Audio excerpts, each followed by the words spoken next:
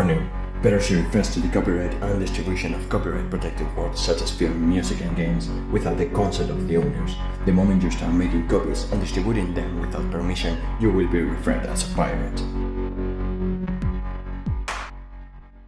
In the last 20 years, the technological development that has emerged from lots of wonderful minds as the products that it offers, cultural products are the ones that make us human. Humans, those are hungry of knowledge and enjoyment. As this hunger increases, some people started to look for ways of getting these products the easier way. Creativity in all its forms is our most powerful asset as human beings. It's far, far more powerful than our ability to destroy, believe you me.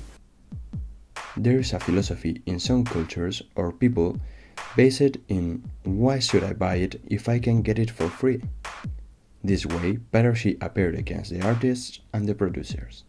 Which I understand, because as I said, there's a huge crisis all around the world, but that way of thinking, I think, is the most dangerous thing, because that is what we have to change.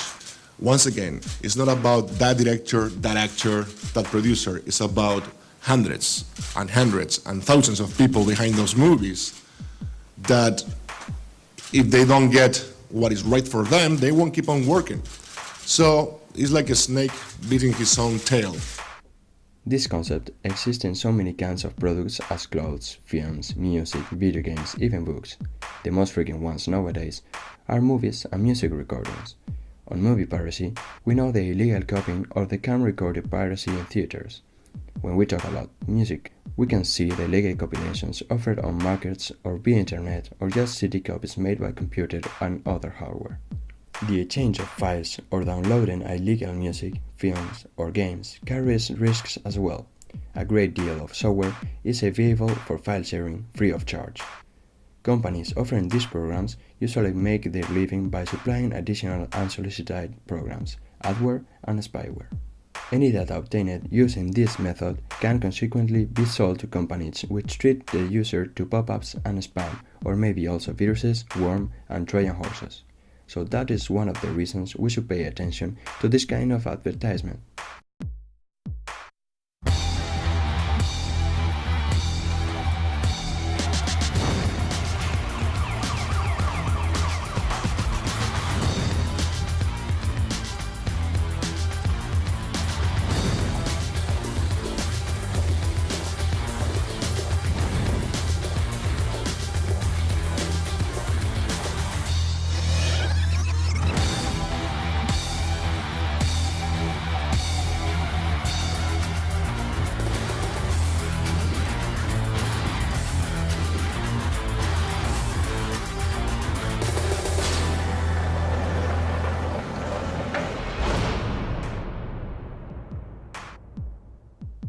In the European Union, there is not a strict copyright normative. Between 2001 and 2003, some measures were taken. For example, certain aspects of copyright and rights in the information society concerning the enforcement of intellectual property rights. However, each country has to make these decisions on their own for the moment. In Belgium, for example, copying music, film, and video games is not allowed. Furthermore, downloaded music, recording, movies, and games distributed without the consent of the owner is punished. The penalties in this European country could be really hard, from the confiscation of the hardware used to violate copyrights or the destruction of the legal goods, to a fine of €550 to €550,000. What is more, you could go to prison from 3 months to 3 years. Around this policy, there are a lot of groups and organizations fighting each other, as the BAF in Belgium and Anonymous in all over the world. Allowing censorship for economic reasons. It is censorship to allow any pretext. It's muzzle innovation and remove citizens' rights to communicate freely, exchange and learn, share, or even give the entertainment media as our right as copy. Downloading copy music is legal in some other countries in the context of the copyright, such as the Netherlands and Spain, provided that the songs are not sold. On the other hand, some countries like Germany have limited the penalties for non-commercial copyright infringement also. As one of the main points of this video is to call the attention of the youth, we have talked with 3 students of the EHP in Brussels. All of them are future workers on the media or music, an audiovisual communication student, a future writer, and a great musician.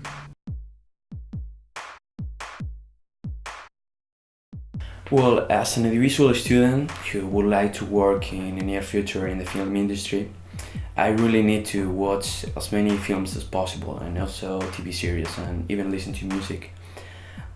Uh, as those audiovisual products are not so cheap nowadays and they are free on the net, I tend to download it illegally.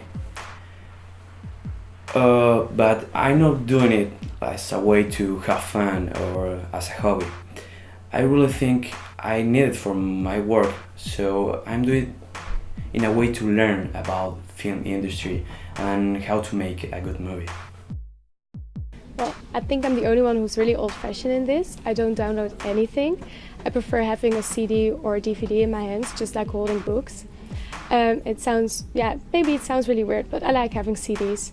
And I think if my laptop was really, really old, I would download because it's much cheaper, or go to the cinema. But if someone has it for me, okay, sure, I'm going to see it, but I will have my own CDs, DVDs and books.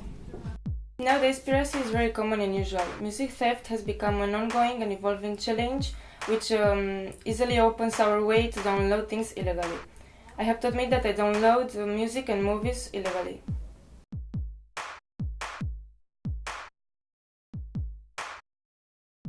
Well, my future as a possible film director, audiovisual producer, I think is going to be quite hard. I really need to find a way to do something that the people want to pay for it, that is worth it to be paid. So maybe I won't follow the actual line for the film industry, and I will try to find a different way to stand out of the crowd and do what I love, and obviously do it for a living. Well, for me it would be a problem. I want to write for movies as well. So if people would only illegally download movies, I would not make a living at all. I can do the thing I love the most. I can write, but I won't have a living at all. For blockbusters it's okay, because those will sell anyway in the movies. But my future lies in movies which have a meaning, and you don't see them that often in cinemas at all. So this would be a problem. How would I deal with it? Well, I can do the things I want to do. I will be very happy. I think that's more important than having tons of money. So it's okay.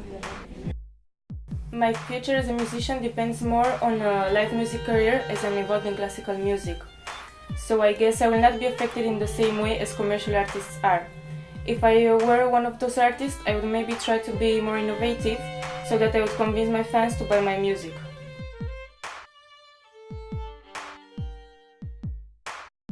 In my opinion, any solution is far, but I really think there are some facts that could be changed easily. Talking about the people, the main point is the education and the ethic. If you want something, you have to pay for it. It's that simple. I think for many consumers the products are too expensive. DVDs are between 15 till 25 euros, and also for the CDs, books can even be more expensive, especially in the Netherlands. I think if you would lower the price, more people will be able to buy all the products. Besides being more innovating, I think fans should be more informed about the loss of copyright, because maybe lots of them don't even know that downloading unauthorized music is illegal.